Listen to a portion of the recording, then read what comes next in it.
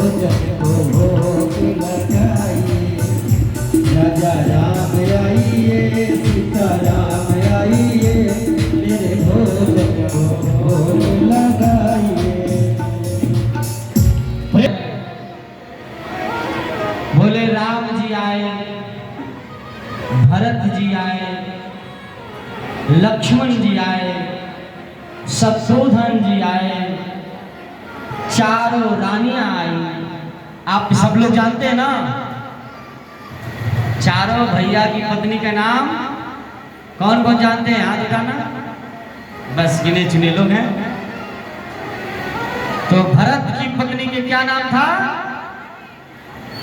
मांडवी।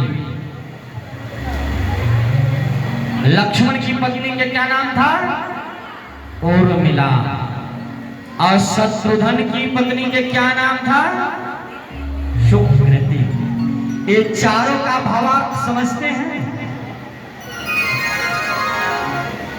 और राम जी करुणा के सागर हैं। पूरी की पूरी ब्रह्मांड उनमें समाहित है, पालनहार हैं। अब भरत जी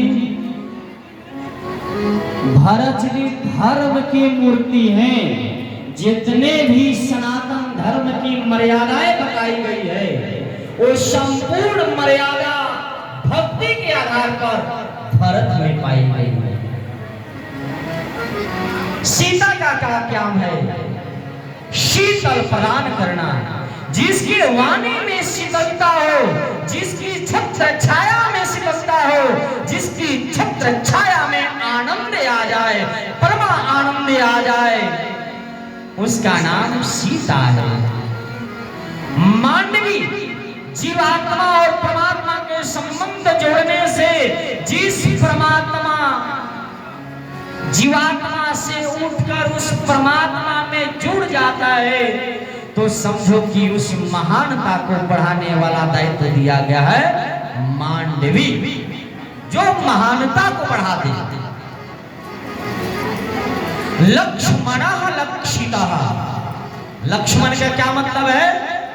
लक्ष्मण का मतलब है कि हमारे जीवन में चाहे दशरथ राजा क्यों न उनके पिता हो, पर पिता मानने से भी अस्वीकार कर दिया।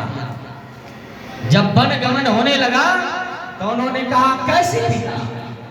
अरे मेरा पिता पालनहार, मेरे पिता गुरु माता, हमने अपने जीवन में केवल श्री रघुनाथ को माना है। अरे ये तो जन्म के पिता हैं, मेरे उद्धारक पिता हैं, मेरे जगद्धारक पिता हैं, यही हमारा माता है, यही हमारा पिता है। इस शिक्षा ने माता सुमित्रा ने भी दिया था, दोनों शब्द में दिया था। जब गुरुकुल में पढ़ने गए थे तब, और जब वनगमन हुआ था तब, दोनों में सुमित्रा मैया ने उपदेश दिया था कि जब गुरुकुल में पढ़ने जाओगे तो भैया की सेवा में कोई कमी न करना, कोई परेशानी न करना। और इन्हें वनगमन हुआ तो कैकेयी मैया ने कहा कि जब तक भगवान वनगमन में रहे तब तक राम जी सोएंगे तो तुम पहरा देना, और जब भगवान थके आएंगे तो चरण सेवा करोगे।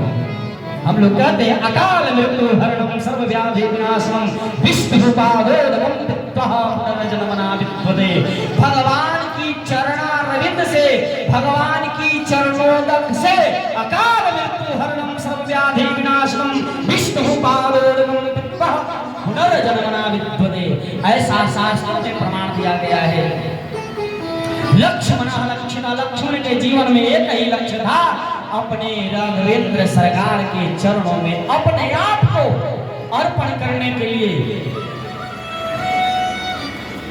उर्मिला ने अनेक प्रकार की बातों लक्ष्मण की समझाई कि प्रभु आप वन जा रहे हैं, सीता भी जा रही है, तो क्या हमारी धर्म नहीं है? क्या मैं आपके साथ वनगमन के लिए नहीं जा सकता? लक्ष्मण ने बहुत मजे की बात कहा है कि हमारा जीवन धर्ममय है। देखो हम राम जी के रघुनाथ जी के चरण में जा रहा और तुम उस रघुनाथ के पिता और माता की शरण में रहो। जो रघुनाथ का